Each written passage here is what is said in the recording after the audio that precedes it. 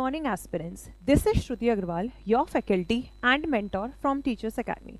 चलिए हम आगे बढ़ते हैं. आज हमारे कॉन्सेप्ट्स को जो मैं लेकर आई हूँ वो कॉन्सेप्ट क्या है आपका कम्युनिकेशन. आज मैं आप लोगों के साथ जो डिस्कस करने वाली हूँ वो है कम्युनिकेशन और कम्युनिकेशन के कंटेक्स्ट. सबसे पहले तो हम बात करते हैं कम्युनिकेशन की. कम्युनिकेशन का मतलब क्या होता है? कम्युनिकेशन का मतलब क्या होता है?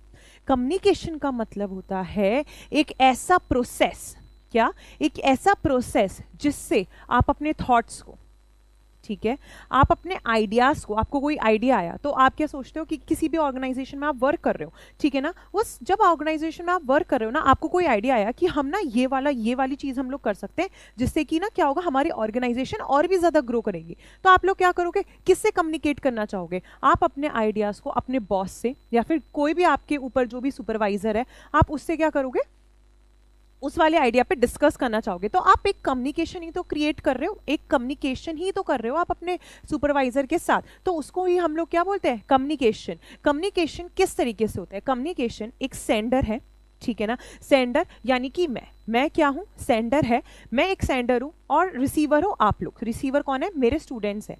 मैंने एज अ टीचर, मतलब एज अ सेंडर, मुझे ना एक मैसेज भेजना था. सेंडर ने क्या करा, एक सेंडर ने अपने मैसेज को भेजा. मैसेज को किसको भेजा? रिसीवर को. किसके थ्रू भेजूंगी? एक मीडियम या फिर किसी भी चैनल के थ्रू मैं अपने मैसेज को भेजने का काम करूंगी.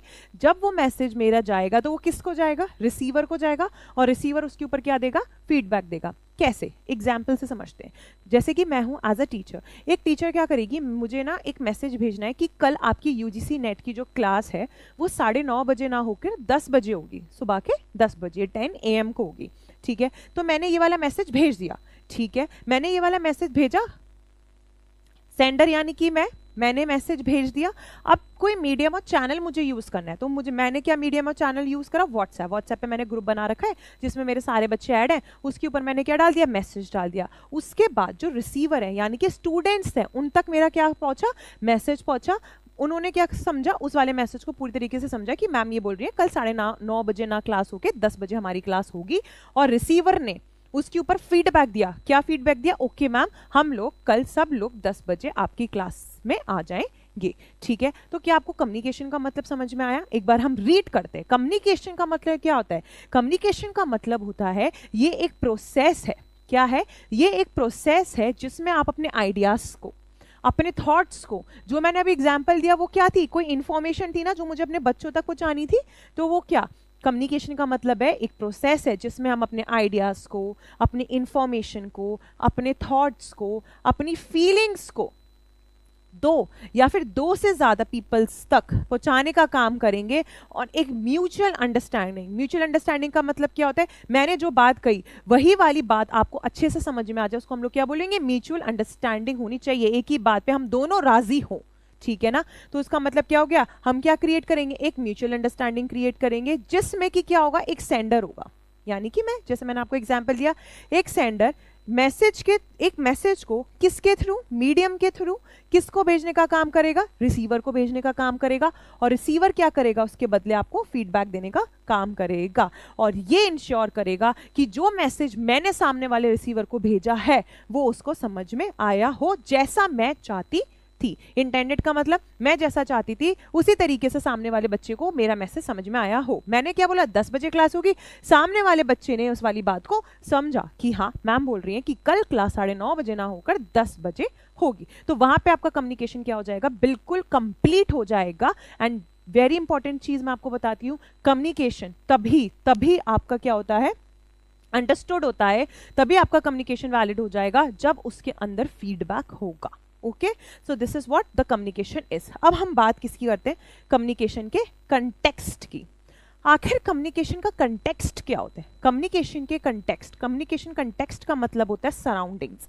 हमारे आसपास जो सराउंडिंग्स है जो कि आपके मैसेज को इन्फ्लुएंस करने का काम करती है कि आपने किस तरीके से उस मैसेज को क्रिएट करा है, किस तरीके से आपने उस मैसेज को डिजाइन किया है और किस तरीके से आपने उस मैसेज को डिलीवर किया है, जिसमें कि आपकी जो सराउंडिंग्स होती है वो उसको बिल्कुल इन्फ्लुएंस करने का काम करती है. There are the few types of context. सबसे पहला कंटेक्स्ट कौन सा है आपके पास? सबसे पहला कंटेक्स्ट है आपका फिजिकल कंटेक्स्ट. फिजिकल कंटेक्स्ट का मतलब क्या होता है? फिजिकल कंटेक्स्ट का मतलब होता है प्लेस. फिजिकल कंटेक्स्ट का मतलब क्या होता है? प्लेस, कि आप कौन सी जगह पर, ठीक है, प्लेस का मतलब आप कौन सी प्लेस पर अपना कम्युनिकेशन करने का काम कर रहे हैं। जैसे कि फॉर एग्जाम्पल क्लासरूम, ठीक है ना, अब क्लासरूम में बच्चे बैठे हैं और टीचर बैठी है, ठीक है ना। अब टीचर और स्टूडेंट कौन सी जगह पे है, कौन सी प्लेस में है? क्लासरूम में है, ठीक है, एक तो ये पॉइंट हो गया। दूसरी बात, एक टीचर स्टूडेंट्स को पिकनिक पे लेकर गई है तो वहां पे भी वो कम्युनिकेट कर रही है। तो क्लासरूम में, मतलब क्लासरूम एक प्लेस है जहां पे टीचर स्टूडेंट के साथ कम्युनिकेट कर रही है, तो यहाँ पे जो कम्युनिकेशन होगा वो होगा अलग, ठीक है ना। सराउंडिंग्स कैसी है? यहाँ पर थोड़ी सी शांत है, यहाँ पे नॉइज भी कम है, मतलब हल्की फुल्की आवाजें आ रही हैं फैन वैन की, नीदर यहाँ पे बिल्कुल शांति है, यहाँ पे टीचर और स्टूडेंट का ही काम है। नेक्स्ट, अगर मैं वही बच्चों को पिकनिक पे लेकर जाऊं, ठीक है, मैं और स्टूडेंट्स हम लोग कहाँ गए? पिकनिक पे गए, तो ऐसा तो हो नहीं सकता टीचर वहां पे उनके साथ कम्युनिकेट नहीं करे। मैं स्टूडेंट्स के साथ वहां पर भी क्या कर रही हूँ? कम्युनिकेट कर रही हूँ। तो तुम देखना कि वहां का जो कम्युनिकेशन होगी ना वो अलग होगी। तो जो कम्युनिकेशन होती है ना वो डिपेंड करती है प्लेस के ऊपर, कि आप कौन सी जगह पे कम्युनिकेशन कर रहे हो, ठीक है ना। देखो, it relates to the place of the communication, कि कौन सी प्लेस पे आप कम्युनिकेशन कर रहे हैं। Next is historical context. Historical context का मतलब क्या होता है? हिस्टोरिकल कंटेक्स्ट का मतलब होता है जो कि पास्ट ईयर एक्सपीरियंस से रिलेटेड होता है। पास्ट ईयर एक्सपीरियंस से रिलेटेड का मतलब क्या हुआ? फॉर एग्जाम्पल, मुझे ना कम्युनिकेशन करना है, ठीक है ना। अब क्या हुआ, मैं टीचर के पास गई, मैंने मैम से ना एक क्वेश्चन पूछ लिया। अब मैम थी बड़ी स्ट्रिक्ट, वो एक से ज़्यादा बार बताने का काम नहीं करती। मैंने पूछ लिया, मैंने कहा मैम ये वाला क्वेश्चन मुझे आया नहीं है, मैम ने मेरे गाल पे लगा दिया चाटा, ठीक है, कोई बात नहीं है, रोते रोते मैं अपने घर चली गई। अब नेक्स्ट डे क्या हुआ, 2-3 दिन बाद मैम ने फिर से एक कोई टॉपिक समझाया, ठीक है ना। उन वाली मैम ने जब टॉपिक समझाया तो अब मैम ने बोला क्या किसी को समझ में नहीं आया तो अपना हाथ उठा के पूछ ले। मुझे नहीं समझ में आया, लेकिन मैं उनसे पूछूंगी नहीं। मैं उनसे क्यों नहीं पूछूंगी? क्योंकि पिछली बार उन्होंने मेरे गाल पे चाटा मार दिया था, इस वजह से मैं बहुत ज़्यादा नर्वस हो गई कि भाई साहब इस बार अगर मैंने इनसे पूछ लिया तो ये पक्की बात है मुझे दोबारा से अब तो दोनों गालों पे इस तरीके से गालों पे चाटे बजा देंगी, ठीक है। तो इसका मतलब क्या हो गया? हिस्टोरिकल कंटेक्स्ट का मतलब हो गया जो कम्युनिकेशन होती है ना वो किस चीज पे भी डिपेंड करती है? आपके पास्ट ईयर एक्सपीरियंस पे, आपके जो भी पास्ट में रिस्पॉन्सेज हुए होंगे उसके ऊपर भी डिपेंड करती है। उसको हम क्या बोलेंगे? हिस्टोरिकल कंटेक्स्ट बोलेंगे। Third, social context. Social context का मतलब क्या होता है? सोशल कंटेक्स्ट का मतलब होता है जब हम कम्युनिकेशन कर रहे होते हैं ना उसके अंदर जब रोल्स की, उसके अंदर जब स्टेटस की या फिर जब नॉर्म्स की बात आ जाएगी तो उसको हम लोग क्या बोलेंगे? Social context. For example, status की बात करते हैं, रोल्स की और स्टेटस की। मी एंड माई फादर, ठीक है ना, अ स्टूडेंट एंड अ टीचर। एक बेटी में और एक पापा के अंदर जो कम्युनिकेशन होगी ना वो बहुत अलग होगी आपकी टीचर और स्टूडेंट के बीच में। टीचर और स्टूडेंट के बीच में ना kind of formal he communication होगी, ठीक है ना, ठीक है ना। क्या होगी? एक kind of formal he communication होगी। लेकिन फादर और डॉटर के बीच में तो फॉर्मल, इनफॉर्मल, हर टाइप की कम्युनिकेशन हो सकती है। तो आपके पास सोशल कंटेक्स्ट के अंदर क्या बात आ जाएगी? आपकी रोल्स एंड स्टेटस की बात आ जाएगी, ठीक है ना। आप भी जानते हो एक फ्रेंडली रिलेशनशिप होता है between a father and a daughter, लेकिन वही कुछ फॉर्मल कम्युनिकेशन होती है between a student and a teacher, तो उसको हम लोग क्या बोलेंगे? Social context. Now coming to the fourth point which is the psychological context. Psychological context का मतलब होता है मूड्स एंड इमोशंस। क्या होता है? मूड्स एंड इमोशन, आपका इनर स्टेट ऑफ माइंड, आपकी इनर स्टेट जो होती है उसको हम लोग क्या बोलते हैं? Psychological context. इसका भी एक एग्जाम्पल देती हूँ। जैसे कि मैं हूँ, मैं क्या हूँ? बहुत नर्वस स्टूडेंट हूँ, नर्वस हूँ, बहुत शिवर करती हूँ, चीज़ों को पूछने में मुझे बहुत घबराहट होती है। And this is my personal opinion, भाई मुझे बहुत घबराहट होती है बात करने में, ठीक है। तो क्या है कि अब मुझे क्या हो रही है? नर्वसनेस हो रही है, ठीक है ना। अब क्या होगा? अगर समझ लो मैं कहीं गई, मैं कंप्यूटर क्लासेस गई या फिर मैं कहीं भी गई, तो अब कंप्यूटर में सर कुछ चीज़ समझा रहे हैं लेकिन मुझे वो चीज़ समझ नहीं आई। लेकिन मैं क्या करूँगी? मुझे वो चीज़ समझ नहीं आई है, फिर भी मैं सर के साथ बोल रही हूँ कि सर मुझे समझ में आ गई, मुझे समझ में आ गई। मुझे समझ में भली नहीं आई हो, मैं नर्वस हो रही हूँ किसी भी चीज़ को पूछने के लिए, तो उसको हम लोग क्या बोलेंगे? साइकोलॉजिकल कंटेक्स्ट बोलेंगे, जो कि किसी पर्सन के इनर स्टेट के, किसी पर्सन के मूड्स पे और किसी पर्सन के इमोशंस के ऊपर जो डिपेंड करेगा वो उसको हम लोग क्या बोलेंगे? साइकोलॉजिकल कंटेक्स्ट बोलते हैं। Fifth is the cultural context. Cultural context का मतलब क्या होता है?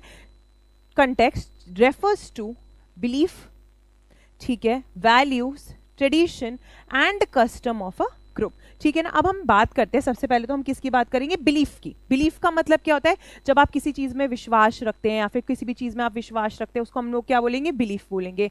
अब बात करते हैं हम ट्रेडिशन की। ट्रेडिशन का मतलब होता है जो पुराने टाइम से कोई चीज़ है, कोई रीत है जो कि पुराने टाइम से चलती हुई आ रही है, हम उस चीज़ को भी देखते हैं कल्चरल कंटेक्स्ट के अंदर।